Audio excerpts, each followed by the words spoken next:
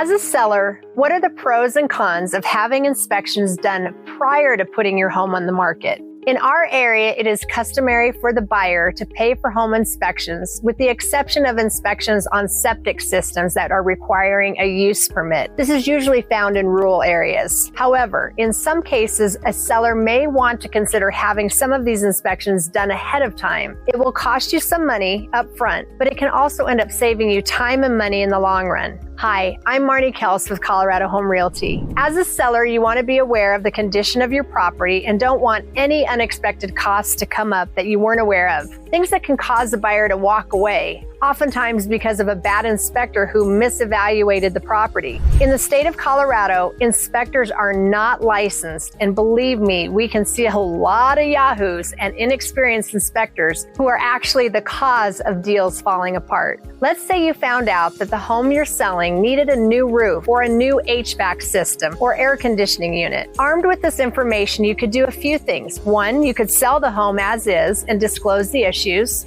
2, you choose not to sell at all. Or 3, you fix what needs to be fixed and actually be able to ask more money for the property because of the new items. The idea behind getting the inspections done prior is so that there are no unexpected surprises that could financially hurt you later. Knowing these potential pitfalls will allow you to account for any additional expenses that could possibly arise from the sale of your home and what that means to your bottom line.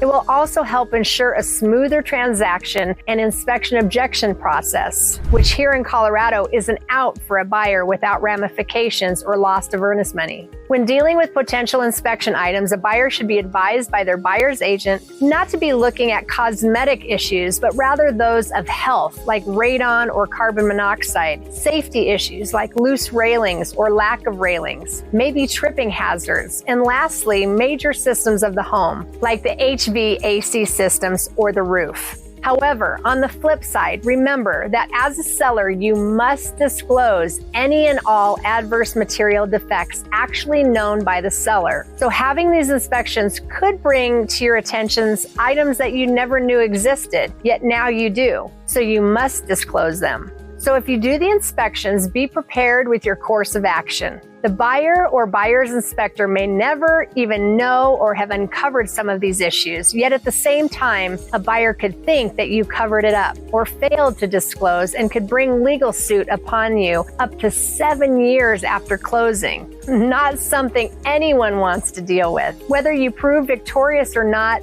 talk about unwanted stress and cost. No, thank you. Having these inspections done ahead of time can give you peace of mind that the buyer won't ask for any unreasonable or outlandish repairs. And for the buyer, make them feel like they're getting a home that is in good repair and won't be a money pit for them after the sale. Take into consideration if there is bank financing on the property. Some loan programs require that all health and safety items be completed prior to closing, so you will be one step ahead to help ensure a seamless transaction. Again, this is Marni Kelce, your community market leader and Realtor extraordinaire at your service.